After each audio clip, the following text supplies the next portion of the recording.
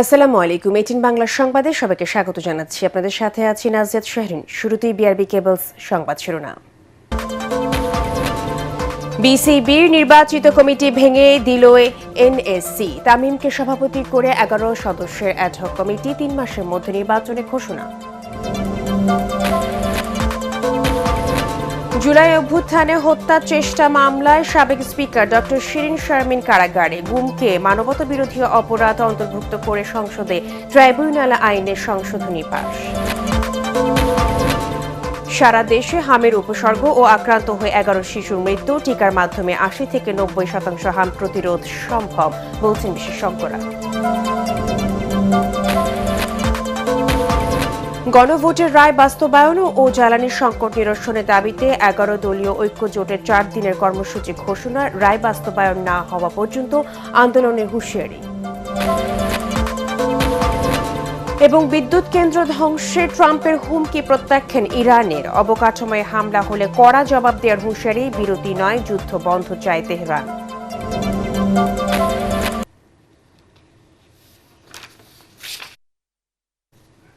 শুনছিলেন BRB cables সংবাদ শিরোনাম। এছাড়াও সংবাদে থাকছে, পৃথিবী থেকে সবচেয়ে দূরবর্তী ভ্রমণের নতুন রেকর্ড গড়লেন আর্টেমিস 2 নভোচারীরা।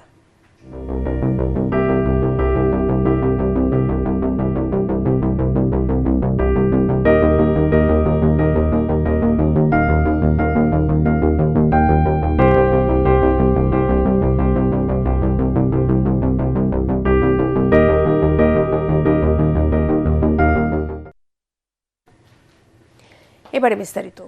নির্বাচন নিয়ে অভিযোগ প্রমাণিত হওয়ায় আমিনুল ইসলাম বুলবুলের নেতৃত্বাধীন বাংলাদেশ ক্রিকেট বোর্ডের কমিটি ভেঙে দিয়ে আহ্বায়ক কমিটি গঠন করেছে জাতীয় ক্রীড়া পরিষদ এনএসসি। সে সঙ্গে তামিম ইকবালকে সভাপতি করে 11 সদস্যের একটি আহ্বায়ক কমিটিও গঠন করেছে এনএসসি। বিকেলে সংবাদ সম্মেলনে এমনটাই জানান এনএসসি পরিচালক ক্রীড়া আমিনুল এহসান। পরাগ আরমান জানাচ্ছেন বিস্তারিত। জাতীয় ক্রীড়া পরিষদ গঠিত তদন্ত কমিটির পর্যালোচনায় বাংলাদেশ ক্রিকেট বোর্ডের নির্বাচনে কারচুপি ও অনিয়ম পাওয়া গেছে দাবি করে বোর্ড ভেঙে দিয়েছে এনএসসি। ইমপ্লয়েড থাকে আমাদের। বিকেলে এক সংবাদ সম্মেলনে এমনটি জানানো হয়। বিসিবির নির্বাচন প্রক্রিয়ায় উল্লেখযোগ্য পরিমাণ দুর্বলতা ও অনিয়ম ছিল। সেই প্রেক্ষিতে এনএসসি ইতিমধ্যে আইসিসির কাছে ইমেল পাঠিয়েছে। সেই ইমেলে কমিটি ভেঙে দেওয়ার সিদ্ধান্তের কথাও রয়েছে বলে জানান এনএসসির পরিচালক ক্রীড়া আমিনুল এহসান। স্বচ্ছতার সাথে কমিটি গঠন করা হয়েছে, কমিটি রিপোর্ট দিয়েছে এবং ওই রিপোর্টকে যথাযথভাবে পর্যালোচনা করেই আইনি কাঠামোর ভিতরে থেকে নতুন কমিটি গঠন করা হয়েছে। সুতরাং এই সিদ্ধান্তটি আশা করি অবশ্যই বলবৎ থাকবে। জাতীয় দলের সাবেক অধিনায়ক তামিম ইকবালের নেতৃত্বে 11 সদস্যের আহ্বায়ক কমিটি গঠন করে আপাতত চলবে বোর্ডের কার্যক্রম। গঠিত আহ্বায়ক কমিটি 3 মাসের মধ্যে নির্বাচিত কমিটি উপহার দিতে বাধ্য থাকবে। অর্থাৎ আগামী জুন মাসে হবে বিসিবির নির্বাচন। অনেকগুলো সুপারিশ এসেছে অ্যাডহক কমিটি, ওগুলোকে বিবেচনায় নিয়ে যতদূর সম্ভব বাস্তবায়ন করে একটা স্বচ্ছ নির্বাচন উপহার দিবে আমরা আশা করি।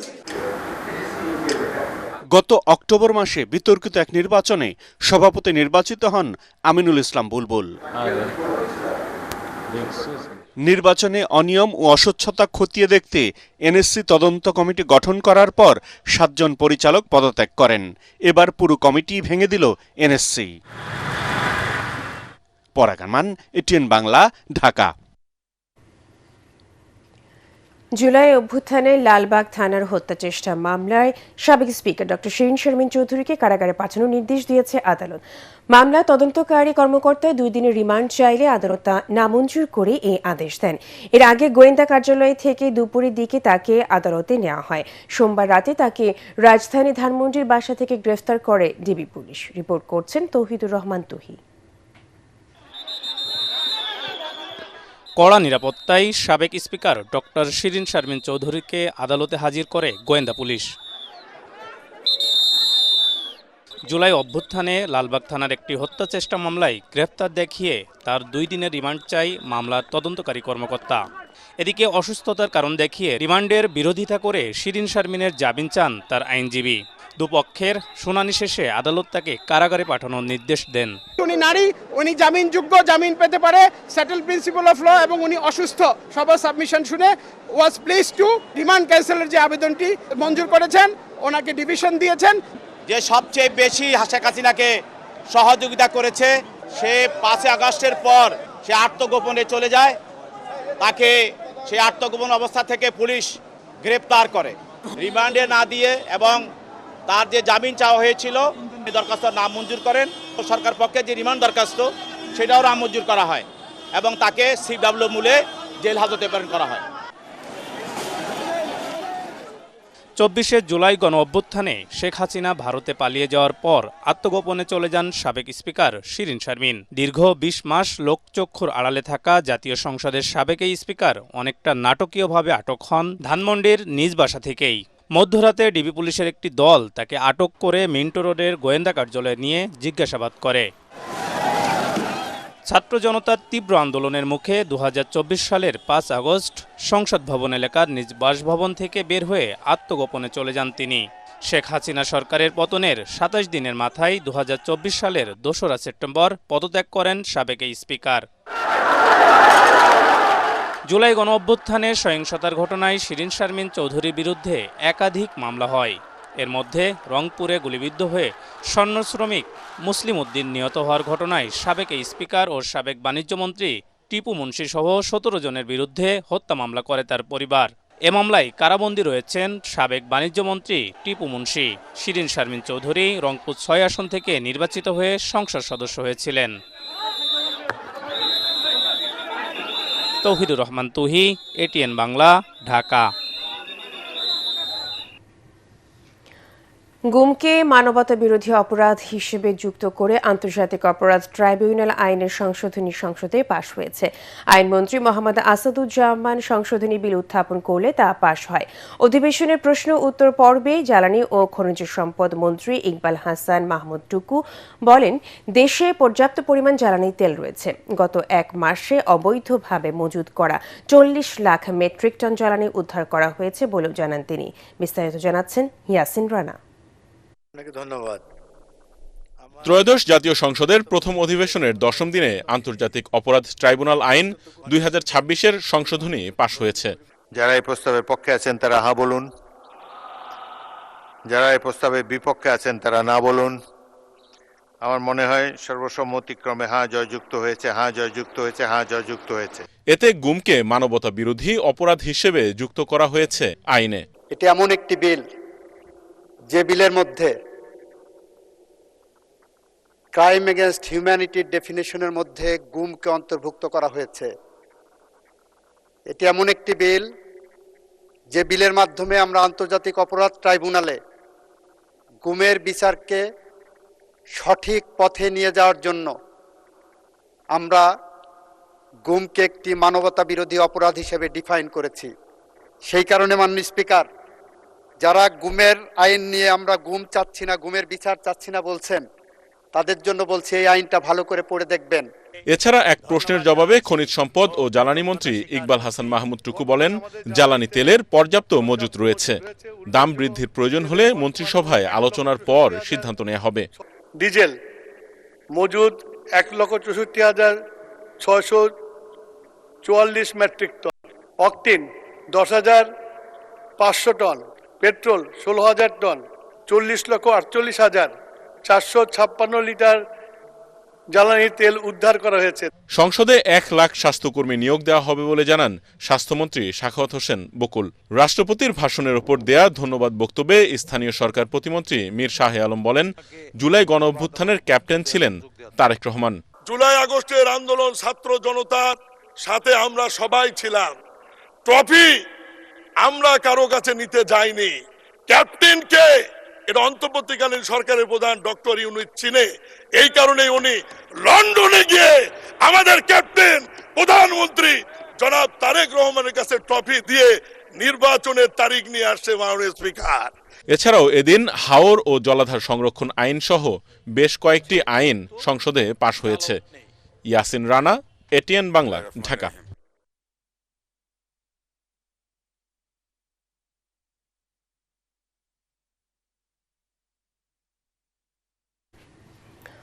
অন্তর্বর্তী সরকারের সময়কার দুর্নীতির তদন্ত করা হবে বলে জানিয়েছেন প্রধানমন্ত্রীর তথ্য ও সম্প্রচার উপদেষ্টা ডাক্তার জাহিদ উর রহমান। বর্তমান সরকারের সময়েও কোনো দুর্নীতি হলে তারও তদন্ত করা হবে বলেও জানান তিনি। সচিবালয় ব্রিফিংয়ে এসব তথ্য জানান ডাক্তার জাহিদ। এদিকে ৩ মে থেকে সারা দেশে হামের টিকা দেওয়া শুরু হবে বলেও জানান তিনি। বলেন, কৃষক কার্ড কার্যক্রম পহেলা বৈশাখে টাঙ্গাইলে উদ্বোধন করবেন প্রধানমন্ত্রী তারেক রহমান।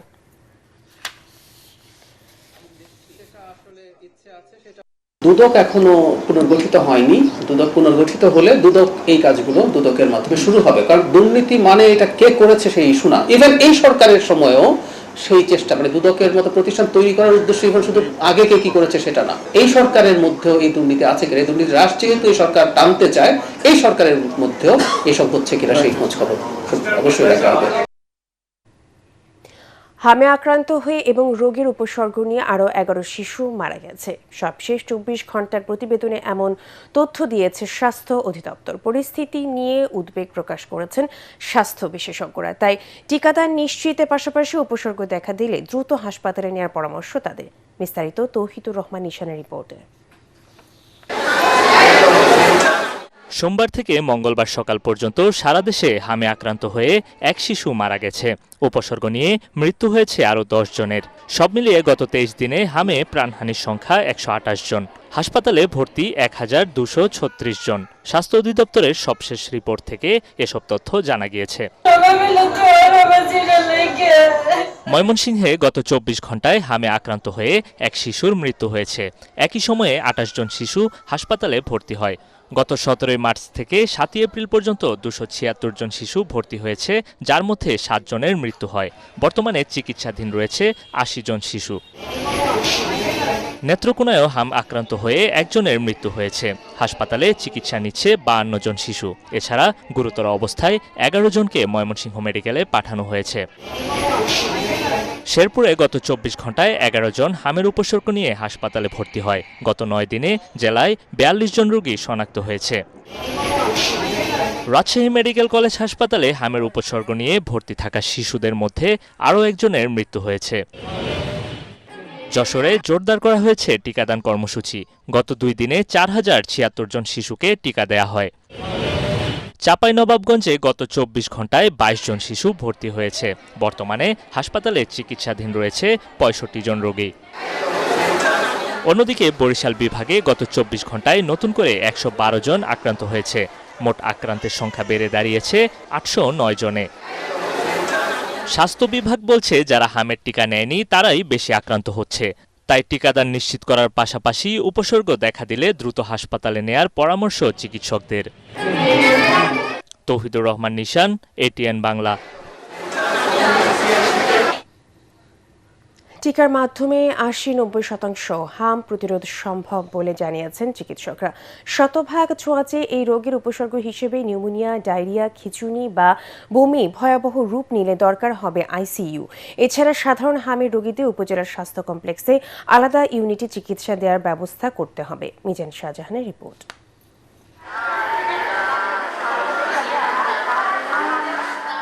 দেশে আশঙ্কাজনক হারে বাড়ছে হামে আক্রান্ত শিশুর সংখ্যা। একই সাথে মৃত্যুর সংখ্যাও রীতিমতো আতঙ্ক ছড়াচ্ছে। গত 2 বছর টিকা কার্যক্রম বন্ধ থাকায় হাম মহামারীতে রূপ নিয়েছে বলে জানিয়েছেন চিকিৎসকরা। আক্রান্তের হার এবং মৃত্যুর হার দেখে আমরা খুব স্পষ্টতই বলতে পারি যে গত বছর বাংলাদেশে হামের টিকা দেওয়া হয় নাই অজ্ঞাত কারণে। আমাদের করণীয় হলো ব্যাপক হারে যেমন টিকা দেয়া, তেমনি শিশুদের পুষ্টির মান বাড়ানো এবং আক্রান্ত শিশুকে যথাযথভাবে আইডেন্টিফাই করে তাকে আইসোলেশনের মাধ্যমে নিয়ে সঠিক চিকিৎসা দেওয়ার মাধ্যমে মৃত্যুর হার কমিয়ে আনা। এবং আমি বিশ্বাস করি সঠিক চিকিৎসা পাবে হামের মৃত্যুর সংখ্যা কিন্তু বেশি হয় না। উপজেলা লেভেলে হামের চিকিৎসা দেওয়া সম্ভব। হামের চিকিৎসা কোনো কঠিন কাজ নয়, শুধু প্রয়োজন একটু আইসোলেশন করা, যে একটা নির্দিষ্ট ওয়ার্ডে আক্রান্ত শিশুদেরকে রেখে তাদেরকে সুস্থ বাচ্চাদের বা অন্য রোগে আক্রান্ত বাচ্চাদের থেকে আলাদা করে তাদেরকে সঠিকভাবে চিকিৎসাটা দিয়ে সুস্থ করা। চিকিৎসকরা জানান, সাধারণ রোগীদের বিশেষায়িত হাসপাতালে ভর্তির প্রয়োজন নেই। তবে উপসর্গ হিসাবে নিউমোনিয়া ও ডায়রিয়া অস্বাভাবিক রূপ নিলে দরকার হতে পারে আইসিইউর। হামদের ভাইরাস জনিত রোগ তো প্রবলেম ওই সেকেন্ডারি ইনফেকশন হয়, কারণ হাম বডির প্রতিরোধ ক্ষমতা নষ্ট করে দেয়। যারা অপুষ্ট অপুষ্টিতে ভুগে, তারাও হামে আক্রান্ত হয়। আবার হামে অপুষ্টি কমায়, বধির প্রতিরোধ ক্ষমতা কমে গেলে আসলে বাচ্চারা মূলত যে মারা যাচ্ছে, কোনো বাচ্চা সিরিয়াস হয়, শ্বাসকষ্ট হচ্ছে, পাতলা পায়খানা হচ্ছে, বমি করছে, খেতে পারে না, খিঁচুনি হচ্ছে, উল্টাপাল্টা আবুল তাবুল কথা, এই ধরনের যদি প্রবলেম হয় তাহলে তো তাকে আইসিইউ নিতে হবে। শিশুদের 9 মাস বয়সে ইপিআই তালিকায় থাকা হামের প্রথম ডোজ টিকা দেওয়া হয়, আর 15 মাস বয়সে দ্বিতীয় ডোজ। তবে এবার 6 মাস বয়সী শিশুরা আক্রান্ত হয় টিকার প্রথম ডোজের সময়সীমা পরিবর্তন করা লাগতে পারে বলে মনে করেন বিশেষজ্ঞরা। মিজান শাহজাহান, এটিএন বাংলা, ঢাকা। প্রধানমন্ত্রী তারেক রহমানের সভাপতিত্বে সরকারি দলের সংসদীয় সভা অনুষ্ঠিত হয়েছে। দুপুরে জাতীয় সংসদ ভবনে এই সভায় সভাপতিত্ব করেন সংসদ নেতা তারেক রহমান। প্রধানমন্ত্রী ডেপুটি প্রেস সেক্রেটারি জাহিদুল ইসলাম রনি এই কথা জানান। সভার শুরুতেই প্রধানমন্ত্রী সাম্প্রতিক জাতীয় ও আন্তর্জাতিক পরিস্থিতি নিয়ে সংসদ সদস্যদের সঙ্গে মতবিনিময় করেন। এছাড়া সভায় বিভিন্ন বিল ও প্রস্তাবনা পর্যালোচনা করা হয়। আলোচনা হয় সরকারের উন্নয়ন কর্মকাণ্ড ও আগামী দিনের কর্মপরিকল্পনা নিয়েও।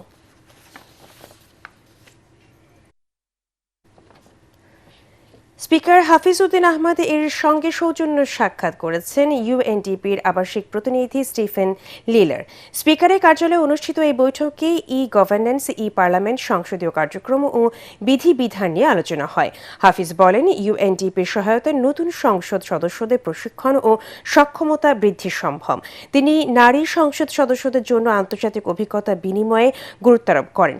সংসদে ডিজিটাল লাইব্রেরি ও স্মার্ট প্রযুক্তি ব্যবহারের প্রয়োজনীয়তার কথা তুলে ধরেন তিনি। এ সময় ইউএনডিপি বাংলাদেশের সঙ্গে সহযোগিতা অব্যাহত রাখার আশ্বাস দেয়। বৈঠকে জ্বালানি সংকট ও গণতন্ত্র বিষয়ে মতবিনিময় হয়।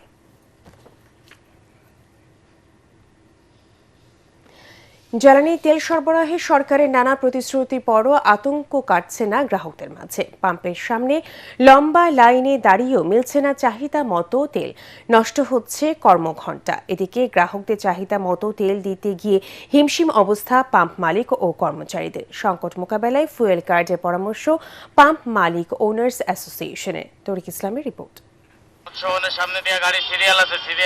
মধ্যপ্রাচ্যের যুদ্ধের ৩৯তম দিনে স্পষ্ট প্রভাব বাংলাদেশে।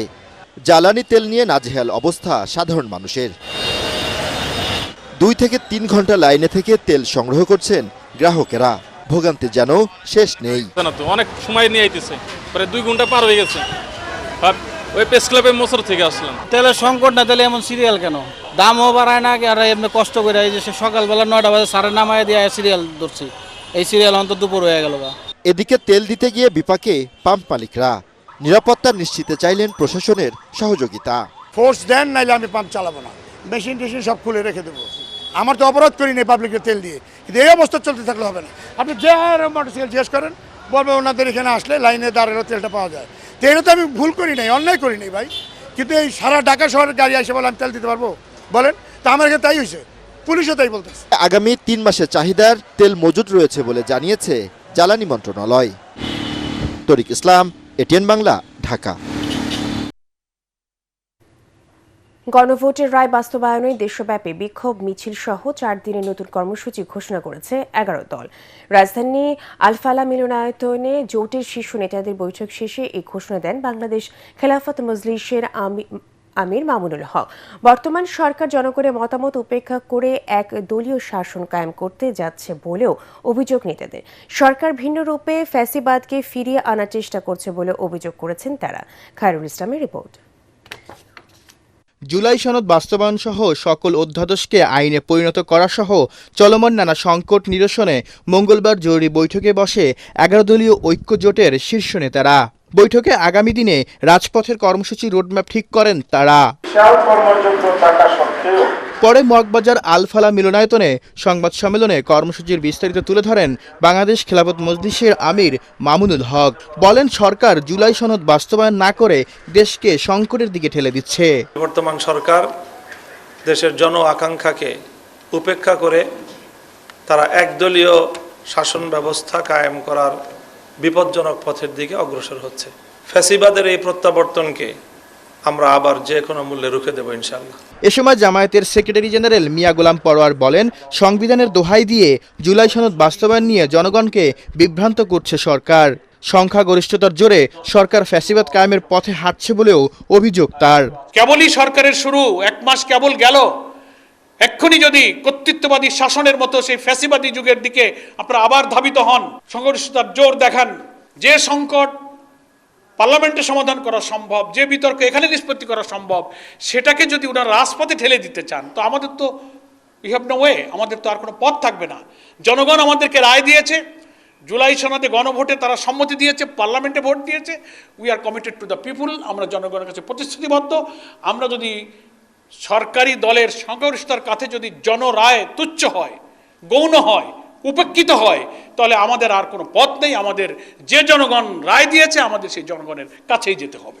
মিয়া গোলাম পরোয়ার বলেন, গণভোটের রায় বাস্তবায়ন না হওয়া পর্যন্ত আন্দোলন শহর থেকে গ্রামগঞ্জে ছড়িয়ে দিবে 11 দল। গণভোটের রায় বাস্তবায়ন না হওয়া পর্যন্ত এই আন্দোলনকে আমরা গ্রামে গঞ্জে শহরে নগরে ইনশাল্লাহ আমরা ছড়িয়ে দেব। পুরনো তথ্য প্রযুক্তি আইন ব্যবহার করে বিরোধী দলের নেতাকর্মীদের হয়রানি করা হচ্ছে বলেও অভিযোগ করেন জোট নেতারা। খায়রুল ইসলাম, এটিএন বাংলা, ঢাকা। গণভোটের জনরায়কে উপেক্ষা করার সুযোগ জাতীয় সংসদের নেই। জুলাই সনদ কতটুকু বাস্তবায়ন হয় তার ওপর গণতন্ত্রের ভবিষ্যৎ নির্ভর করছে। রাজধানী সিরডাপ মিলনায়তনে জুলাই সনদ নিয়ে সুশাসনের জন্য নাগরিক সুজনের গোল টেবিল বৈঠকে আলোচকরা এসব কথা বলেন। তারা জানান, সংবিধান সংস্কার যেভাবে সংশোধনীতে রূপান্তর করা হচ্ছে তাতে বিষয়টি আইনি ঝুঁকিতে পড়বে। হুমায়ুন চিস্তির রিপোর্ট।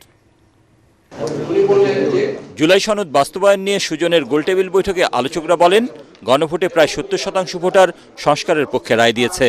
জনগণের এই রায়কে উপেক্ষা করার কোনো সুযোগ নেই। গণভোটের মাধ্যমে যেই রায় দিয়েছে সেই রায় পালন করা সংসদের জন্য বাধ্যতামূলক। যেভাবে করে সংবিধান সংশোধনের মাধ্যমে যে সংস্কার করার চেষ্টা করা হচ্ছে, এটা কিন্তু ডেফিনেটলি একটি আইনি ঝুঁকিতে পড়ে যাবে। সংবিধান সংস্কার ও জুলাই সনদ বাস্তবায়ন নিয়ে সরকার টালবাহানা করছে বলে মন্তব্য করেন আলোচকরা। নিজেদের টিকে থাকার স্বার্থেই বিএনপি সনদ বাস্তবায়ন করবে বলে মনে করেন তারা। সুজনের প্রধান নির্বাহী বদিউল আলম মজুমদার বলেন, বিএনপি যেন সেই পুরনো ফ্যাসিস্টদের পথেই হাঁটছে। প্রত্যেকটা রাজনৈতিক দলকে, সিভিল সোসাইটিকে এই প্রশ্নটা করতে হবে যে আমরা কি আবারও সেই একই ভুল করব কিনা। বিএনপির নিজস্ব রাজনৈতিক স্বার্থে, তার নিজের টিকে থাকার স্বার্থে জুলাই সনদ বাস্তবায়ন তার নিজের জন্য অপরিহার্য। ইন্টারপ্রেটার অফ দি লস, তাদের ভিতরে যদি স্বাধীনতা, ইন্ডিপেন্ডেন্স না থাকে, তাহলে আজকে যারা ক্ষমতায় আছেন তারা চিরন্তনভাবে তো কেউই ক্ষমতায় থাকে না, তাদেরও একদিন একটা অসুবিধায় পড়তে হবে। সাবেক বিচারপতি এম এ মতিন বলেন, লিখিত সংবিধান কখনোই সংস্কার করা যায় না। তবে গণ অভ্যুত্থানের পর প্রচলিত সংবিধান বাতিল হয়ে অলিখিত সংবিধানে পরিণত হয়। লিখিত সংবিধান সংস্কার হয় না, এটা হচ্ছে লিখিত সংবিধানের যে পদ্ধতি আছে, অর্থাৎ 142, ওইটার আন্ডারেই হতে হবে। এটা হচ্ছে অ্যামেন্ডমেন্ট। জনগণের মতামতের গুরুত্ব দিতে না পারলে কোনো রাজনৈতিক দল গণতান্ত্রিক দল হতে পারে না বলেও মন্তব্য করেন আলোচকরা। মূল জিনিসগুলি আসলে করবে না, ওই নোট অফ ডিসেন্টের এই। হুমায়ুন চিস্তি, এটিএন বাংলা, ঢাকা। 3 দিনের সফরে ভারতের রাজধানী দিল্লি পৌঁছেছেন পররাষ্ট্রমন্ত্রী খলিলুর রহমান। এই সফরে তিনি ভারত বাংলাদেশ দ্বিপক্ষীয় সম্পর্কের নানা বিষয়ে দেশটির পররাষ্ট্রমন্ত্রী এস জয়শঙ্করের সঙ্গে আলোচনা করবেন। এর পাশাপাশি ভারতের জাতীয় নিরাপত্তা উপদেষ্টা অজিত দোভাল, বাণিজ্য মন্ত্রী পীযূষ গোয়েল এবং পেট্রোলিয়াম ও প্রাকৃতিক গ্যাস বিষয়ক মন্ত্রী হরদীপ সিং পুরীর সঙ্গে সাক্ষাৎ করবেন খলিলুর রহমান। তার সফর সঙ্গী হিসেবে রয়েছেন প্রধানমন্ত্রী পররাষ্ট্র বিষয়ক উপদেষ্টা হুমায়ুন কবির।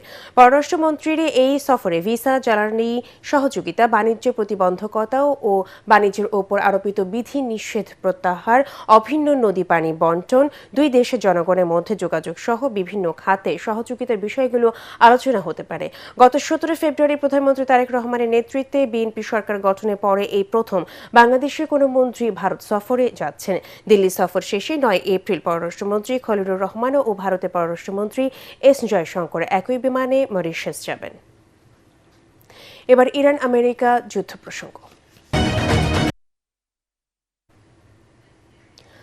চুক্তি না করলে ইরানের সব সেতু ও বিদ্যুৎ কেন্দ্র ধ্বংসের হুমকি দিয়েছেন মার্কিন প্রেসিডেন্ট ডোনাল্ড ট্রাম্প। যদিও যুক্তরাষ্ট্রের দেয়া 45 দিনের সাময়িক যুদ্ধবিরতির প্রস্তাব সরাসরি প্রত্যাখ্যান করেছে তেহরান। একই সাথে হরমুজ প্রণালী দিয়ে জাহাজ চলাচলে নতুন নিয়ম আরোপের পরিকল্পনা করছে IRGC।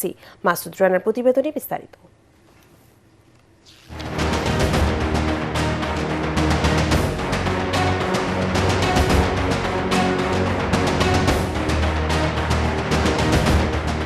এক রাতে ইরানকে গড়িয়ে দেওয়া সম্ভব বলে হুঁশিয়ারি দিয়েছেন মার্কিন প্রেসিডেন্ট ডোনাল্ড ট্রাম্প। হোয়াইট হাউসে করা এক সংবাদ সম্মেলনে তিনি আরও বলেন, মাত্র 4 ঘন্টার মধ্যে দেশটির সমস্ত সেতু ও বিদ্যুৎ কেন্দ্র ধ্বংস করে দেওয়ার পরিকল্পনা রয়েছে। মধ্যপ্রাচ্যের কৌশলগতভাবে গুরুত্বপূর্ণ হরমুজ প্রণালীর উপর নিয়ন্ত্রণ ও শুল্ক আদায়ের অধিকার ইরানের নেই, বরং যুক্তরাষ্ট্রে থাকা উচিত বলেও মনে করেন তিনি। Where we're doing unbelievably well at a level that nobody's ever seen before. এমন হুমকি করা জবাব দিয়েছে ইরান। দেশটির সেনাবাহিনী বলেছে, ট্রাম্পের হুমকিতে যুক্তরাষ্ট্র ও ইসরায়েলি বাহিনীর বিরুদ্ধে অভিযান ব্যাহত হবে না।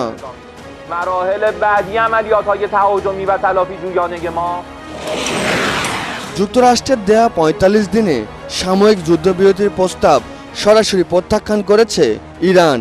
ইরানের রাষ্ট্রীয় সংবাদ সংস্থা ইরনা জানিয়েছে, মধ্যস্থতাকারী দেশ পাকিস্তানের কাছে তেহরান তাদের 5 দফার নিজস্ব শর্তাবলী দিয়ে একটি আনুষ্ঠানিক জবাব জমা দিয়েছে। হরমুজ প্রণালী দিয়ে নির্বিঘ্নে জাহাজ চলাচল নিশ্চিত করতে সব দেশকেই ইরানকে একটি নির্ধারিত নিরাপত্তা টোল পরিশোধ করতে হবে। সেই ক্ষেত্রে কোনো দেশই ছাড় পাবে না। এদিকে ইরানে ব্যালিস্টিক ক্ষেপণাস্ত্র হামলায় ইসরায়েলে হাইফাই একটি ভবন ধ্বংসস্তূপে পরিণত হয়েছে। ইসরায়েলি সংবাদ মাধ্যম টাইম অফ ইসরায়েলি প্রতিবেদনে জানানো হয়, ইসরায়েলি উদ্ধারকারী সংস্থার কর্মীরা ভবনের ধ্বংসস্তূপ থেকে 4 জনের মরদেহ উদ্ধার করেছে। যুক্তরাষ্ট্রের সংবাদ মাধ্যম সিবিএস নিউজ জানিয়েছে, কুয়েতের আলী আস সালেম বিমান ঘাঁটিতে রাতভর ইরানের ড্রোন হামলায় অন্তত 15 জন আমেরিকান আহত হয়েছেন। মাসুদ রানা, এটিএন বাংলা। স্বাস্থ্য সেবার মান উন্নয়নে আইনশৃঙ্খলা বাহিনী, পরিবেশ ও স্বাস্থ্য মন্ত্রণালয়কে একসাথে কাজ করার আহ্বান জানিয়েছেন স্বাস্থ্যমন্ত্রী সর্দার মোহাম্মদ সাখাওয়াত হোসেন বকুল। বিশ্ব স্বাস্থ্য দিবস উপলক্ষে রাজধানী শাহবাগে আবু সাইদ কনভেনশন হলে আয়োজিত আলোচনা সভায় তিনি বলেন, অনেক ওষুধ কোম্পানি তাদের উৎপাদিত ওষুধে সঠিক উপাদান ব্যবহার করে না, যা নীতি নৈতিকতার বাইরে। তাই জনগণের স্বাস্থ্য সেবার মান উন্নয়নে সবাইকে নীতি নৈতিকতা মেনে চলারও নির্দেশ দেন তিনি।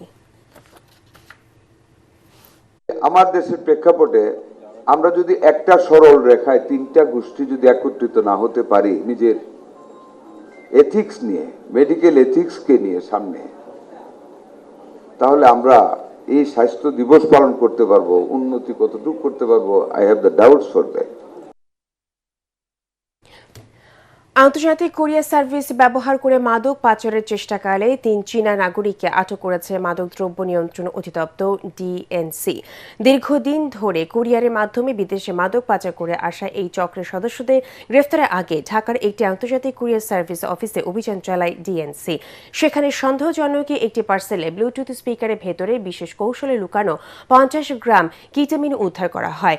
এর ধারাবাহিকতায় উত্তরায় একটি ফ্ল্যাটে অভিযান চালিয়ে 3 চীনা নাগরিককে আটক করা হয়। এ সময় ওই ফ্ল্যাটের অস্থায়ী ল্যাব থেকে 6300 কেজি কিটামিন, মাদক উৎপাদনের কাঁচামাল, বিপুল পরিমাণ রাসায়নিক দ্রব্য, যন্ত্রপাতি, দেশি বিদেশি মুদ্রা জব্দ করা হয়।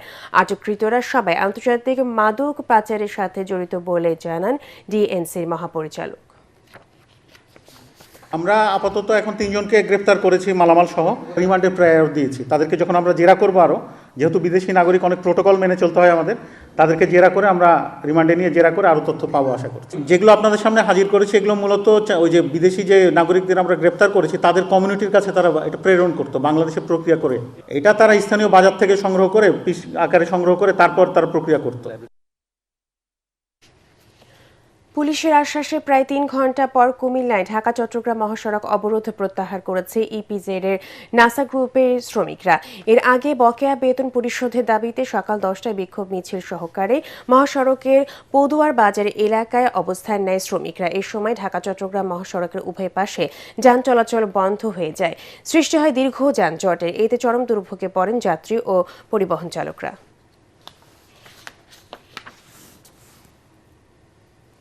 এবারে অর্থ সংবাদ।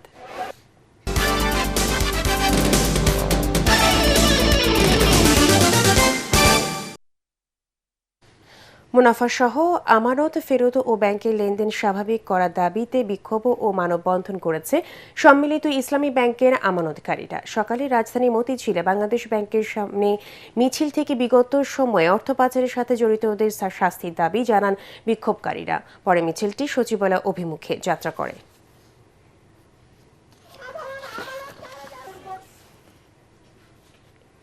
আন্তর্জাতিক সংবাদ।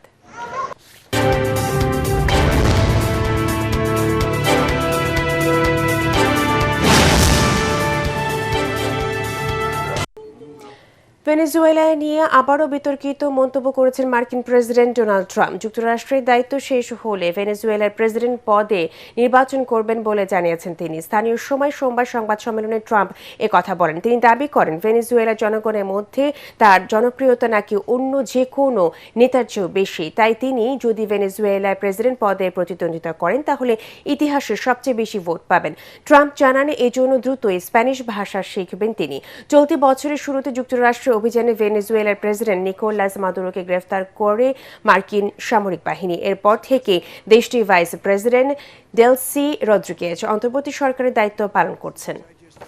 ৫১,০০০ মেট্রিক টন অকটেন ও ফার্নেস অয়েল নিয়ে আরও ২টি ট্যাঙ্কার কাল মালয়েশিয়া থেকে চট্টগ্রাম বন্দরে আসছে। এর মধ্যে ২৬,০০০ টন অকটেনে এবং ২৫,০০০ টন ফার্নেস অয়েল রয়েছে। ২৬,০০০ মেট্রিক টন পরিশোধিত অকটেন নিয়ে এমটি সেন্ট্রাল স্টার নামের ফুয়েল ট্যাঙ্কারটি আগামীকাল রাতে চট্টগ্রাম বন্দরের বহির্নোঙরে পৌঁছানোর কথা জানিয়েছে পেট্রোলিয়াম কর্পোরেশন বিপিসির সহকারী ব্যবস্থাপক ফারজিন হাসান মমিতা। একই দিনে প্রায় ২৫,০০০ মেট্রিক টন ফার্নেস অয়েল নিয়ে এটি ইস্টার্ন কুইন্স নামের আরেকটি জাহাজ বহির্নোঙরে পৌঁছবে বলে নিশ্চিত করেছে বিপিসি।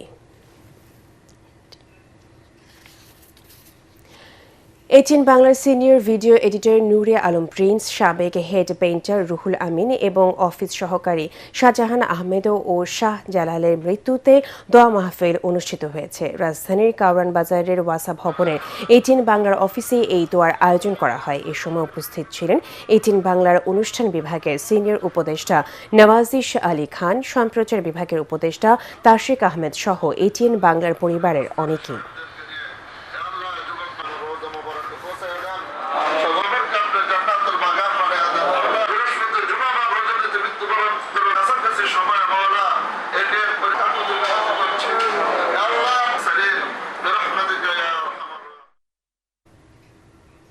খেলার খবর।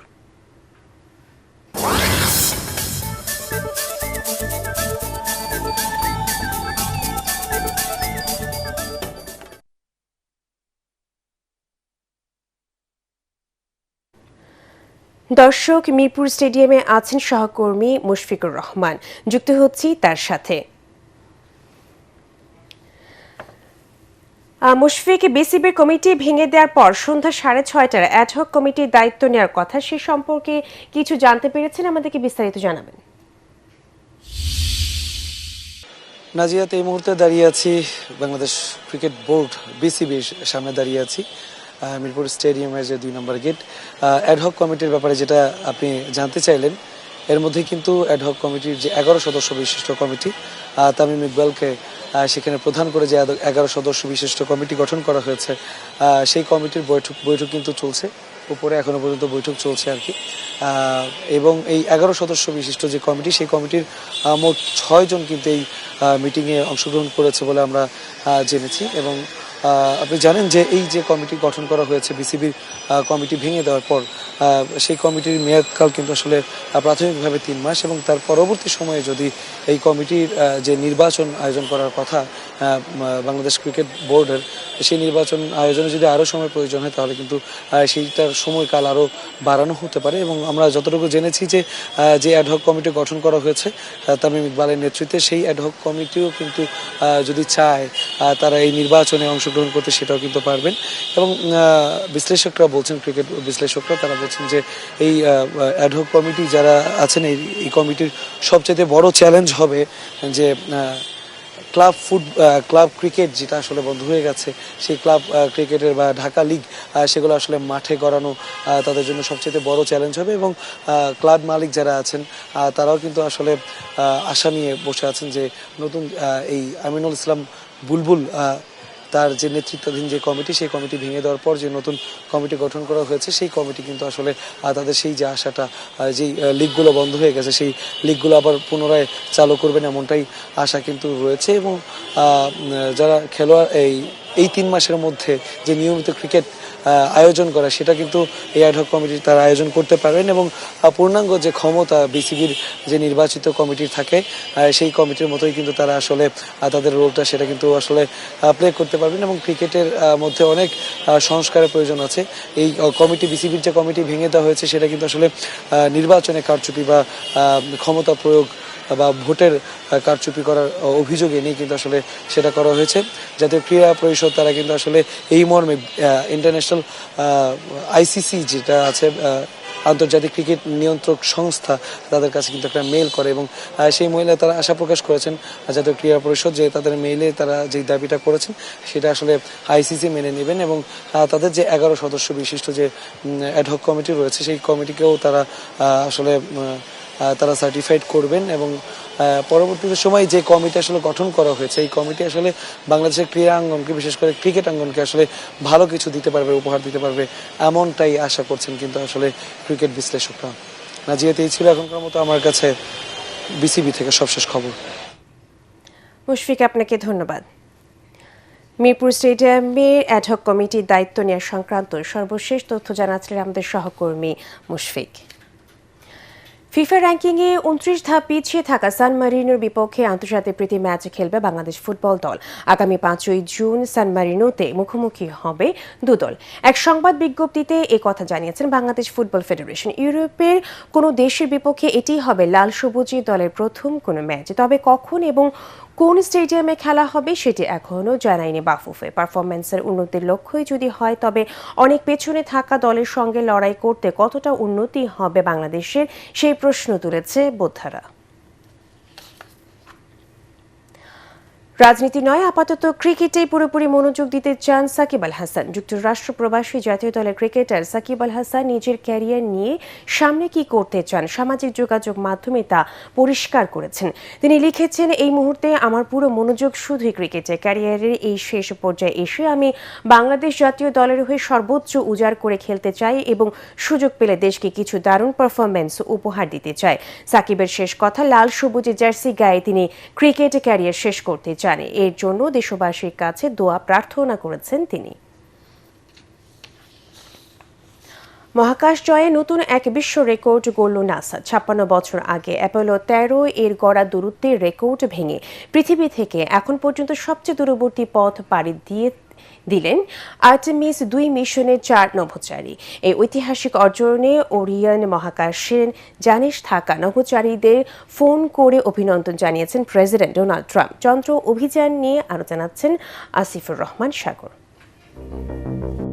মহাকাশ বিজ্ঞানের এক রোমাঞ্চকর অধ্যায়। সোমবার গ্রিনিচ মান সময় বেলা 3:58 চাঁদের অন্ধকার আড়াল বা ফার সাইড এলাকায় পৌঁছে ইতিহাস গড়ল আর্টেমিস 2।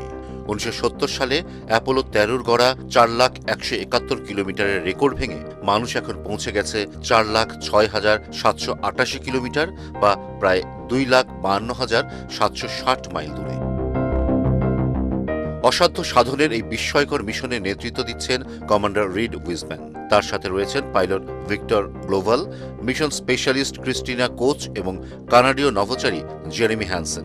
এই 4 অভিযাত্রী এখন মহাকাশে মানবজাতির সবচেয়ে দূরে ভ্রমণের নতুন কাণ্ডারি।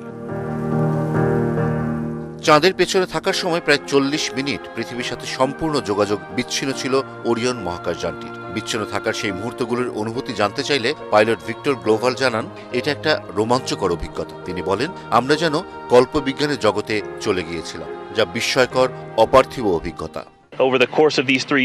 যোগাযোগ বিচ্ছিন্ন হওয়ার পর আমি প্রথমে প্রার্থনা করেছি, তবে এরপরই বৈজ্ঞানিক তথ্য সংগ্রহের কাজে মন দিতে হয়েছে।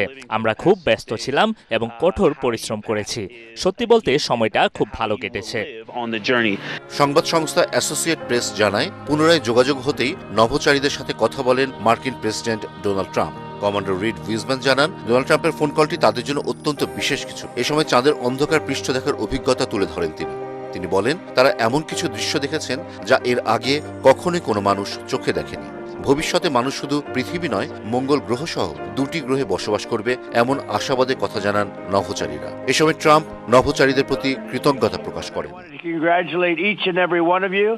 আমি যত ব্যস্তই থাকি না কেন, অভিযান শেষ হলে হোয়াইট হাউসে আপনাদের সাথে দেখা করার জন্য অপেক্ষায় রইলাম।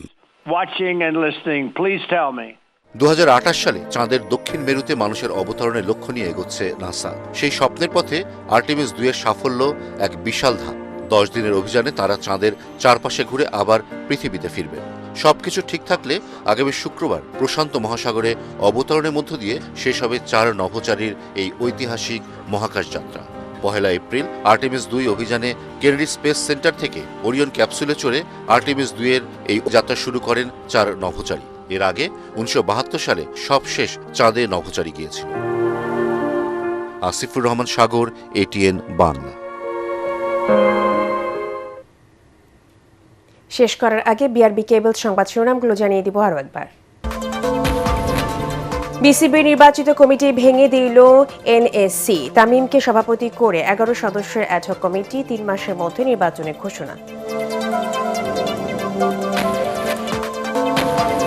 জুলাই অভ্যুত্থানে হত্যা চেষ্টা মামলায় সাবেক স্পিকার ডক্টর শিরিন শারমিন কারাগারে। গুমকে মানবতা বিরোধী অপরাধ অন্তর্ভুক্ত করে সংসদে ট্রাইব্যুনাল আইনের সংশোধনী পাস। সারা দেশে হামের উপসর্গ ও আক্রান্ত হয়ে 11 শিশুর মৃত্যু। টিকার মাধ্যমে 80 থেকে 90% হাম প্রতিরোধ সম্ভব, বলছেন বিশেষজ্ঞরা। গণভোটের রায় বাস্তবায়ন ও জ্বালানির সংকট নিরসনের দাবিতে 11 দলীয় ঐক্য জোটের 4 দিনের কর্মসূচি ঘোষণা। রায় বাস্তবায়ন না হওয়া পর্যন্ত আন্দোলনের হুঁশিয়ারি। এবং বিদ্যুৎ কেন্দ্র ধ্বংসে ট্রাম্পের হুমকি প্রত্যাখ্যান ইরানে। অবকাঠামোয় হামলা হলে কড়া জবাব দেওয়ার হুঁশিয়ারি। বিরতি নয়, যুদ্ধ বন্ধ চায় তেহরান। পরবর্তী সংবাদ দেখার আমন্ত্রণ জানিয়ে এখনকার মতো শেষ করছি। 18 বাংলা সংবাদ ইউটিউবে দেখতে ব্রাউজ করুন youtube/18 বাংলা নিউজ। ধন্যবাদ সবাইকে।